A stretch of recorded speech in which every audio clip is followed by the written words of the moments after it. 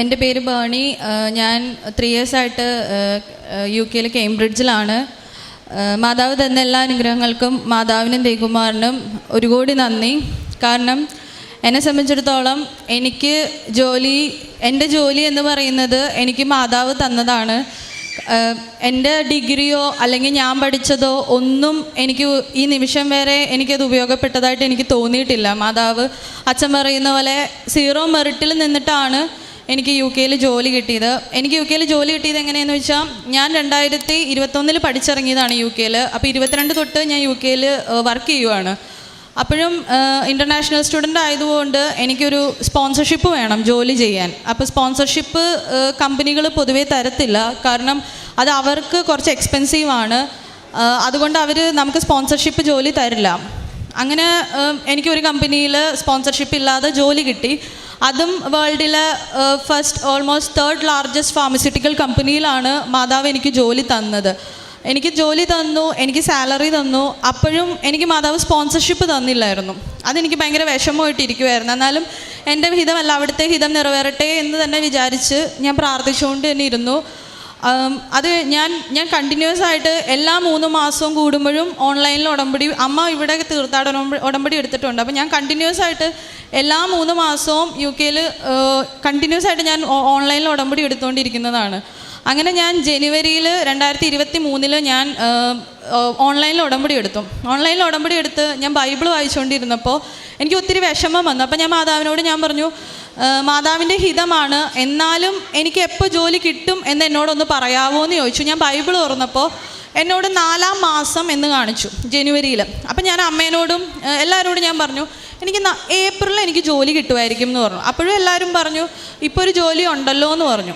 അപ്പോഴും ഞാൻ ഓർത്തു, ശരി, മാതാവിൻ്റെ ഇത് അങ്ങനെയാണെങ്കിൽ പോട്ടെ എന്ന് വിചാരിച്ചു.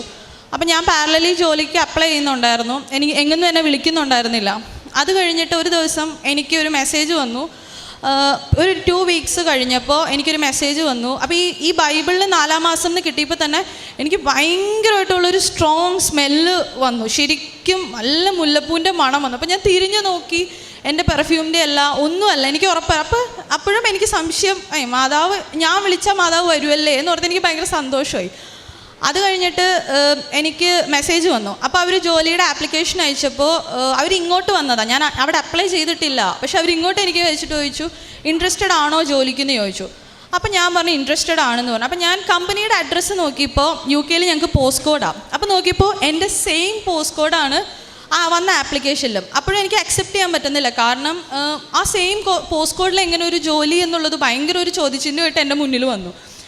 അത് കഴിഞ്ഞ് ഞാൻ പറഞ്ഞു, ഓക്കെ, ഇൻട്രസ്റ്റഡ് ആണ് എന്ന് പറഞ്ഞു. അപ്പോൾ ശരിക്കും എൻ്റെ കമ്പനിയുടെ റോഡിൻ്റെ തൊട്ട് ഓപ്പോസിറ്റുള്ള കമ്പനിയിൽ നിന്നാണ് എന്നെ വിളിച്ചത്. എന്ന് വെച്ചാൽ ഞാൻ ഇവിടെ ഇരുന്ന് നോക്കി എനിക്ക് ആ കമ്പനി കാണാൻ പറ്റും.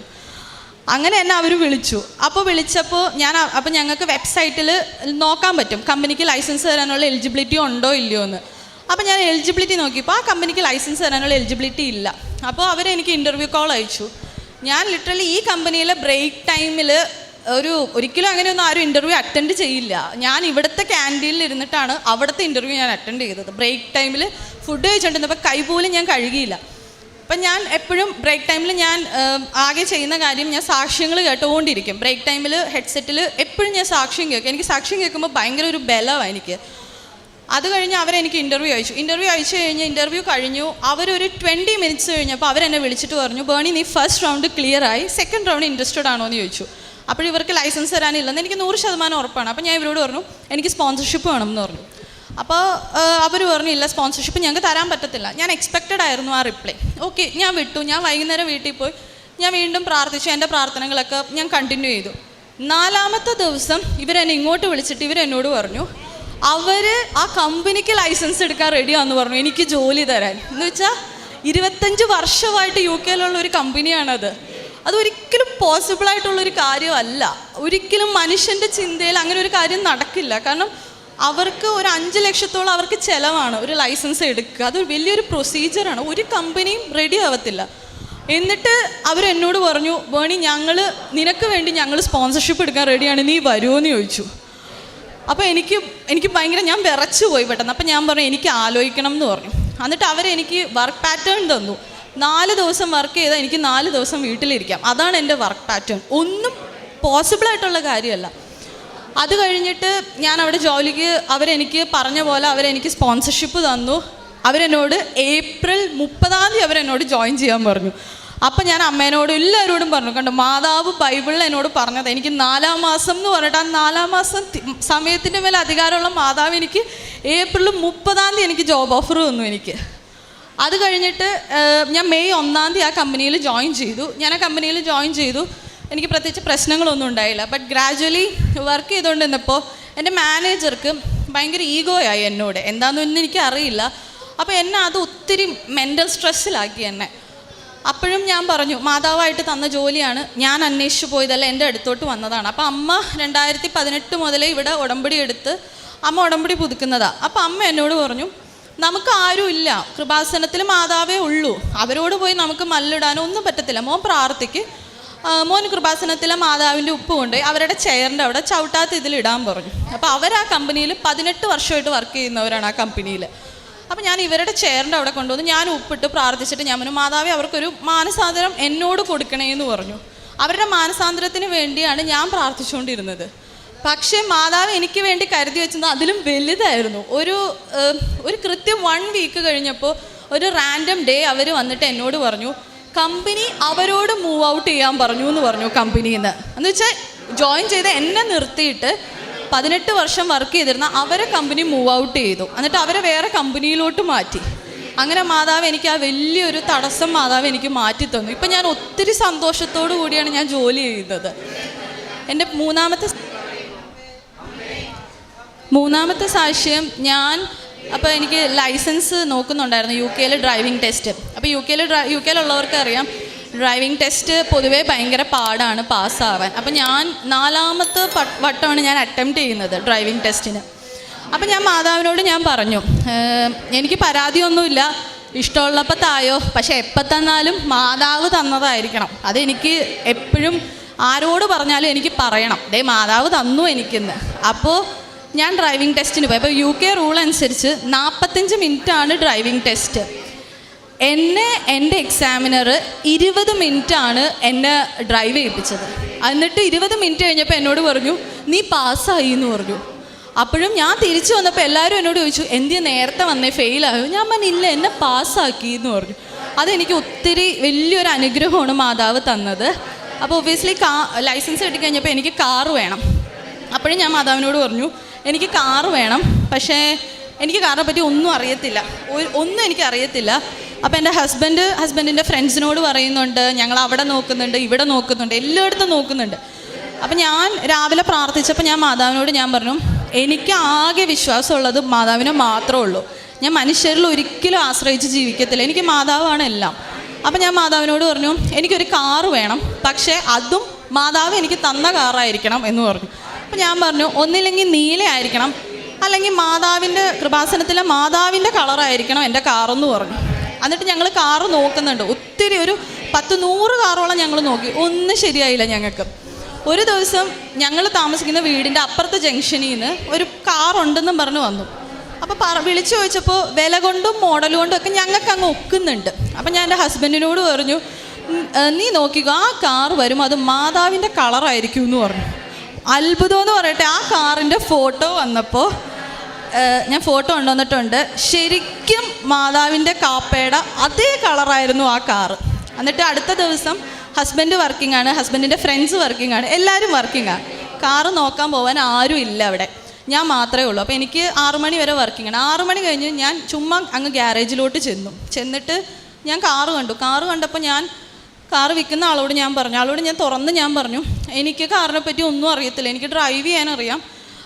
അപ്പോൾ ആൾ എന്നോട് പറഞ്ഞു, നീ ബോണറ്റ് പൊക്കി നോക്ക്, ഓടിച്ച് നോക്കുന്നൊക്കെ പറഞ്ഞു. ഞാൻ പറഞ്ഞു, ചേട്ടാ എനിക്ക് ബോണറ്റ് പൊക്കി നോക്കി അതിൽ എന്താണ് പാർട്സ് എന്ന് കണ്ടാൽ പോലും എനിക്ക് മനസ്സിലാവത്തില്ല, എനിക്ക് അറിയില്ല എന്ന് പറഞ്ഞു. എന്നിട്ട് എന്നോട് പറഞ്ഞു, നീ ഓടിച്ച് നോക്കുമെന്ന് പറഞ്ഞു.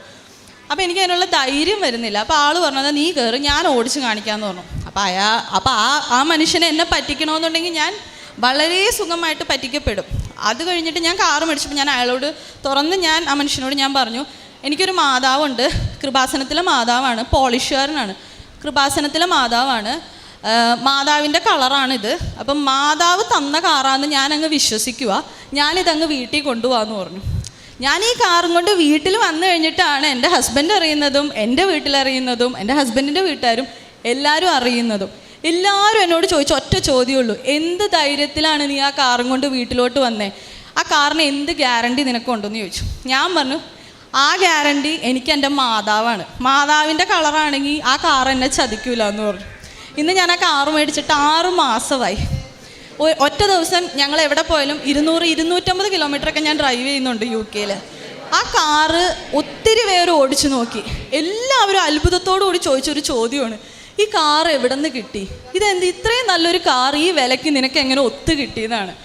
എല്ലാവരോടും ഞാൻ ഒരുപാട് സന്തോഷത്തോടു കൂടി പറയാറുണ്ട്, അതെനിക്ക് മാതാവ് തന്ന കാറാ.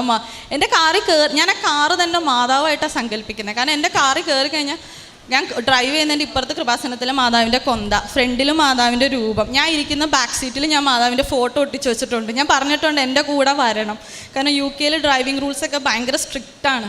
അപ്പോൾ ഞാൻ പറഞ്ഞിട്ടുണ്ട് എൻ്റെ കൂടെ വന്നേക്കണേ എന്ന് പറഞ്ഞിട്ടുണ്ട്. അപ്പോൾ ഞാൻ കണ്ടില്ലെങ്കിൽ പോലും റോട്ടിലെ പല അപകടങ്ങളും മാതാവ് എനിക്ക് വേണ്ടി കാണാറുണ്ട്. അതെനിക്ക് ഒത്തിരി വട്ടം എനിക്ക് ഫീൽ ചെയ്തിട്ടുണ്ട്. അങ്ങനെ മാതാവ് എനിക്കൊരു നല്ലൊരു കാറ് തന്നു. പിന്നെ അത് കഴിഞ്ഞിട്ട് പിന്നെ എൻ്റെ അടുത്ത സാക്ഷ്യം എന്ന് വെച്ച് കഴിഞ്ഞാൽ, എൻ്റെ ഹസ്ബൻഡിൻ്റെ ബാക്കിലൊരു സ്പൈനലിൻ്റെ അവിടെ ഒരു ലംബ് പോലെ വന്നിട്ടുണ്ട്. അപ്പോൾ എന്നോട് ചോദിച്ചപ്പോൾ പറഞ്ഞു, അതൊരു 4-5 ഇയേഴ്സായിട്ട് ആ ലംബ് അവിടെ ഉണ്ടെന്ന് പറഞ്ഞു. അപ്പോൾ ഞാൻ പറഞ്ഞു, എനിക്കത് ഭയങ്കര ടെൻഷനായി. അപ്പോഴും ഞാൻ മാതാവിൻ്റെ അടുത്ത് ഞാൻ പറഞ്ഞു, ഇങ്ങനെ ഒരു സാധനം ഞാൻ കാണുന്നുണ്ട്, എന്തുകൊണ്ടാണെന്നൊന്നും എനിക്കറിയത്തില്ല, എന്നെക്കൊണ്ട് ഒന്നും ചിന്തിക്കാൻ പറ്റത്തില്ല കേട്ടോ എന്ന് പറഞ്ഞു. അപ്പം ഞങ്ങൾ ഡോക്ടറെ പോയി കണ്ടു. അപ്പോൾ ഡോക്ടർ പറഞ്ഞു, ഓക്കെ, അത് നമുക്ക് സ്പൈനലാണ്, നമുക്കത് കീറേണ്ട വരും, ഒരു മരുന്ന് കഴിക്കാം, അത് കീറേണ്ട വരും എന്ന് പറഞ്ഞു.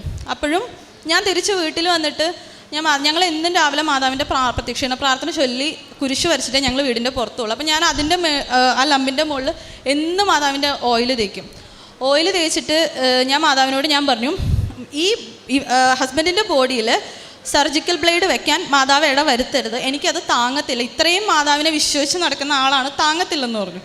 അപ്പോൾ ഞങ്ങൾ എന്നിട്ട് ഡോക്ടർ GPയുടെ അവിടെ നിന്ന്, ഓക്കെ നമുക്കത് കീറാം, നിങ്ങളൊരു ഡേറ്റ് പറ എന്നൊക്കെ പറഞ്ഞു. അപ്പോഴും ഞാൻ പറഞ്ഞു, വെയിറ്റ് ചെയ്യുമെന്ന് പറഞ്ഞു. കാരണം എനിക്ക് വിശ്വാസമുണ്ട്, മാതാവ് ഇതുവരെ കൊണ്ടുവന്ന് എന്നെ കൈവിടത്തില്ലെന്നുള്ള ഒറ്റ വിശ്വാസം എനിക്കുണ്ട്. അത് കഴിഞ്ഞിട്ട് ഞാൻ വർക്കിന് പോയി, ഞാൻ എന്നും എണ്ണ തേച്ച് പ്രാർത്ഥിക്കും. അത് കഴിഞ്ഞിട്ട് ഞാൻ ഒരു ദിവസം വർക്ക് ചെയ്യുന്നുണ്ടെന്നപ്പോൾ ഹസ്ബൻഡ് കുറേ എന്നെ വിളിച്ചു ഫോണിൽ. ഞാൻ ഫോൺ എടുത്തപ്പോൾ ഒരു 10-12 മിസ് കോൾ എടുക്കും. എന്നോട് പറഞ്ഞു, നീ ഓടി വീട്ടിലോട്ട് വായോ എന്ന് പറഞ്ഞു. ഞാൻ എന്താണെന്ന് പറയുന്നത്, ഞാൻ ഓടി വീട്ടിൽ ചെന്നപ്പോൾ ആ ലംബ് പൊട്ടി അത് തന്നെ പുറത്തോട്ട് വന്നു. അത് എങ്ങനെയാണെന്ന് ഞങ്ങൾക്ക് ഇതുവരെ മനസ്സിലായിട്ടില്ല. അത് പൊട്ടി തന്നെ വന്നു, അതിൻ്റെ ഉള്ളിലുള്ള വെള്ളവും പസ്സും എല്ലാം തന്നെ പോയി. എന്നിട്ട് ഞങ്ങൾ ഡോക്ടറെ വിളിച്ചു. അപ്പോൾ ആൾ പറഞ്ഞു, ഇല്ല അത് പോസിബിൾ അല്ല, അങ്ങനെ നടക്കില്ല എന്ന് പറഞ്ഞു. എന്നിട്ട് അവർ ഹോസ്പിറ്റലിൽ നിന്ന് അവർ വീഡിയോ കോൾ ചെയ്തു, ഇങ്ങനെ ഒരു മിറാക്കിൾ നടന്നു എന്നറിയാം. എന്നിട്ട് ഞങ്ങൾ കാണിച്ചു കൊടുത്തു. ഇപ്പോൾ പുറത്ത് അത്രയും ഒരു ലംബ് വന്നതിൻ്റെ ഒരു പാടോ അല്ലെങ്കിൽ അങ്ങനത്തെ യാതൊരു പ്രശ്നങ്ങളും ആ ലംബ് വന്നതിൻ്റെ അവിടെ കാണുന്നില്ല. പിന്നെ വേറൊരു സാക്ഷ്യം ഞാൻ അതിൽ എഴുതിയില്ല. കാരണം എൻ്റെ ഹസ്ബൻഡിൻ്റെ മമ്മി ഞങ്ങളുടെ കല്യാണത്തിൻ്റെ അന്ന് മമ്മി ഒന്ന് വീണായിരുന്നു. അപ്പോൾ വീണപ്പോൾ മമ്മിയുടെ കാലിലുള്ള മെനസ്കസ് ടിയർ ആയിരുന്നു. അപ്പോൾ മെനസ്കസ് ടിയർ ആയി കഴിഞ്ഞ് ഞങ്ങൾ MRI ചെയ്തപ്പോൾ അവർ പറഞ്ഞു കീ ഹോൾ ചെയ്യണം, പക്ഷേ മുട്ടിൻ്റെ ബാക്കിൽ ഒരു ടിയർ കാണുന്നുണ്ട്. ആ ടിയർ സർജറി ചെയ്താൽ മമ്മി ഓൾമോസ്റ്റ് 3 മാസം ബെഡഡ് ആണ് എന്ന് പറഞ്ഞു.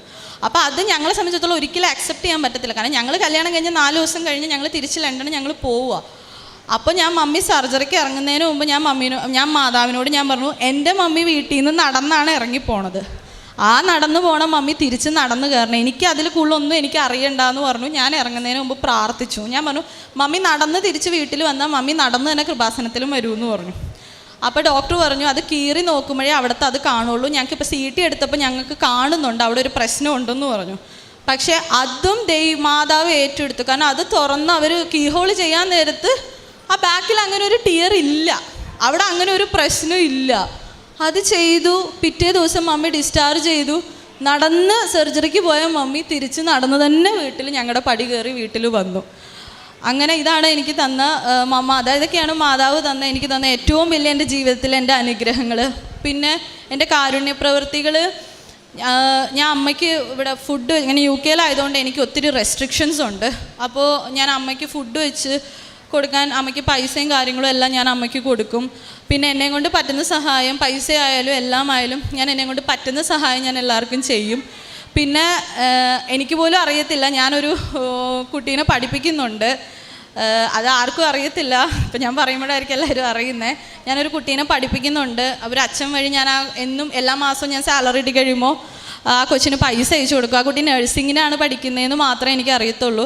കാരണം ഞാൻ ഒത്തിരി കഷ്ടപ്പെട്ട് ദൈവാനുഗ്രഹം കൊണ്ട് പഠിച്ച് മാതാവ് എന്നെ വലിയ നിലയിൽ എത്തിച്ചതാണ്. അപ്പോൾ അതുപോലെ ഒരു കുട്ടിയെങ്കിലും രക്ഷപ്പെടണം എന്നുള്ളത് എൻ്റെ വലിയൊരു ആഗ്രഹമാണ്.